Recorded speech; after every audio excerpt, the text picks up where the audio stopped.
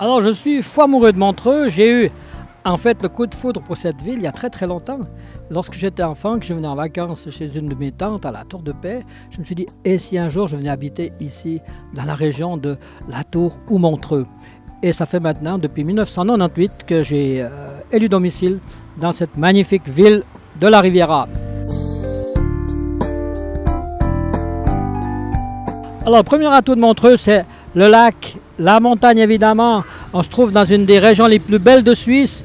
Et lorsque vous arrivez ici à Montreux depuis le Lavaux, vous découvrez, je pense, un des plus beaux paysages de Suisse. Et je pense que c'est ça qui fait la beauté de Montreux.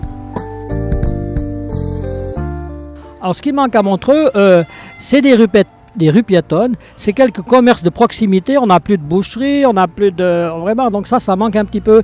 Et je crois que ce qui serait aussi formidable, c'est qu'un jour on arrive à supprimer la circulation au centre de Montreux et que soit on passe sous la ville ou qu'on ait des parkings souterrains aux entrées de Montreux. Alors l'avenir de Montreux, c'est maintenir déjà son hôtellerie, je pense que c'est très important. On voit qu'il y a plusieurs hôteliers qui transforment leurs immeubles, qui les améliorent, et je pense que l'atout numéro 1 de Montreux, c'est quand même le tourisme, et gardons nos 4 étoiles et nos 5 étoiles comme on les a aujourd'hui.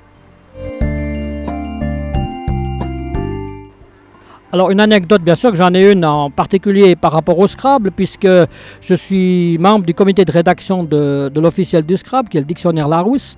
Et en 2011, lors des championnats du monde de Montreux, nous avons pu faire rentrer dans ce dictionnaire le gentilé montreusien. Et savez-vous que l'anagramme de montreusien, c'est tout simplement minute en or?